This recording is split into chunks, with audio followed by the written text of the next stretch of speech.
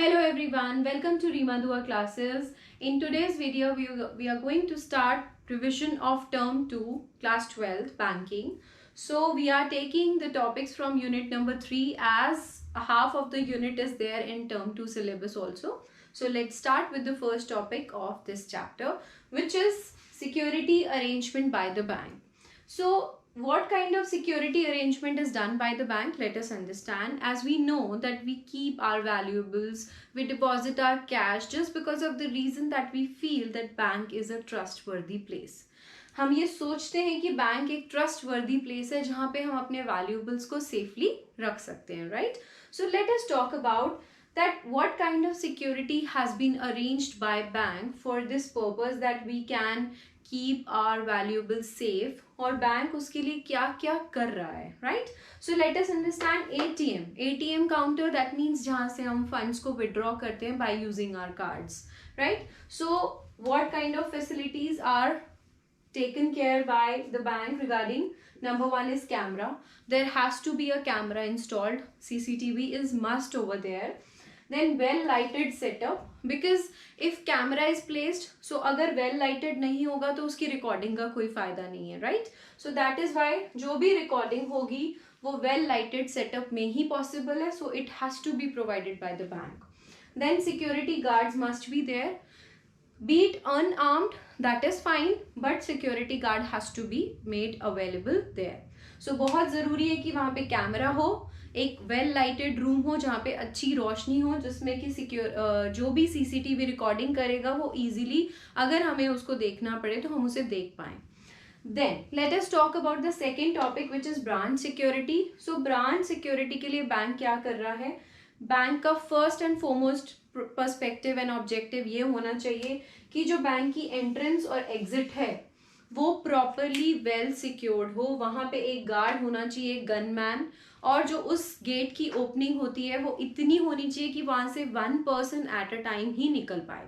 That means उसके लिए जो स्पेसिफाइड गाइडलाइन है by RBI, that is 18 inches. जो ओपनिंग होती है उस गेट की वो 18 इंचेस होनी चाहिए, so that only one person can exit और enter the bank. So security guard with the gunman, entry exit of one person at one time, only one entry and exit gate. जो भी bank में enter करने के लिए gate बना है वो सिर्फ एक होना चाहिए. अगर उस प्रीमाइसेस में एक से ज़्यादा गेट हैं तो other one has to be kept locked every time. वो लॉक्ड ही रहेगा, लोग वहीं से जाएंगे और वहीं से ही आएंगे. That is only one entry and it has to be open for only 18 inches. Then burglar alarm at several places including one at vault. Vault means the safe boxes जहाँ पे हमारे सेफ्स अवेलेबल होते हैं bank में. वो एक proper एक locker room होता है जहाँ पे सबके इंडिविजुअल कस्टमर्स के लॉकर्स हैं, वॉल्ट्स होते हैं. सो वहाँ पर एक बर्गलर अलार्म का होना मस्ट है. देन और भी प्लेसेस पर जस्ट लाइक जहाँ पे मैनेजर का रूम है या कैश केबिन है या एट अदर प्लेसेस जहाँ पर भी बैंक में रिक्वायर्ड है कि अलार्म फिक्स्ड हो, ताकि अगर कोई एंटर करता भी है बैंक को फॉर लूट and any other illegal practice तो वहाँ उस अलार्म के थ्रू एक सिक्योरिटी अलर्ट दिया जा सके.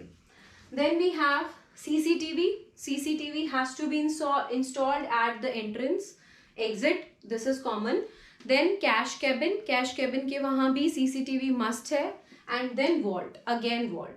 You know why cash cabin and vault have been like highlighted for this? Just because of the reason क्योंकि वहीं पे कैश अवेलेबल है, वहीं पे लोगों के वैल्यूएबल्स पड़े हैं, तो इस पार्ट को सिक्योर करना is must for the bank.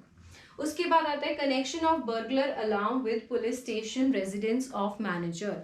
सो जो भी अलार्म का कनेक्शन है वो किसके साथ बिल्ट होना जरूरी है? जो नियर बाय पुलिस स्टेशन हो, और जो भी ब्रांच का मैनेजर है उसके रेजिडेंस पे भी वो अलार्म बजना चाहिए, so that if at night also something happens the alarm and the alert immediately goes at both the places, so that immediate action can be taken and जो भी security के लिए किया जाना है वो अपना एक्शन लेंगे further. Then loud enough to be heard in road side also. और जो भी अलार्म की सेटिंग है बैंक में वो इस तरह से होनी चाहिए कि जब वो अलार्म बजेगा तो उसके nearby areas road side तक उसकी आवाज जानी मस्ट है, right? So this is important to be done when we talk about security setup of the banking organisation. Then next is fire extinguishers. Fire extinguishers का placement भी बहुत important है, because fire से सेफ्टी करना bank में हमारे valuables की, cash की, it is very very important to be done. तो बैंक को इस चीज़ का भी टेक केयर करना ज़रूरी है, जिसमें वो सॉलिड, लिक्विड और केमिकल एक्सटिंग्विशर्स का यूज़ करेंगे, ताकि किसी भी रीज़न से अगर फायर होती है तो उसको कंट्रोल किया जा सके और इमीडिएट उस पर एक्शन लिया जा सके. So these are the basic security arrangement that every bank has to manage. Let us recall.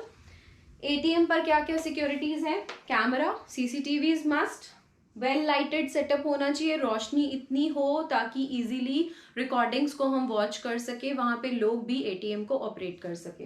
And then security guards unarmed होंगे तो भी चलेगा, but security guard is a must.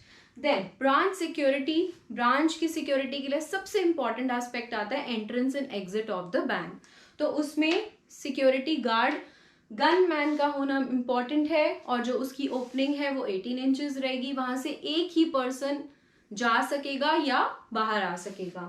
Then CCTV is must at different places in the bank, जहाँ पे entrance exit पे होना must है, cash cabin पे होना मस्ट है, वॉल्ट की जगह जहाँ लॉकर रूम है उससे बाहर भी सीसीटीवी का होना मस्ट है. And then burglar alarm. Alarm इस तरह से बजे कि रोड साइड तक उसकी आवाज जाए.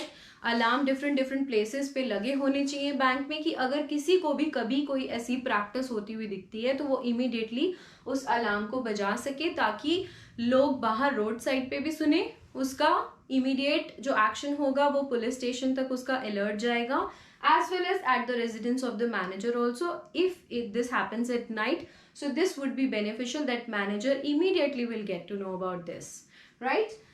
Then fire extinguishers at several places. It has to be provided by the bank, it has to be kept by the bank over there, ताकि अगर किसी भी रीजन से फायर लगती है तो उसको इमीडिएट कंट्रोल किया जा सके.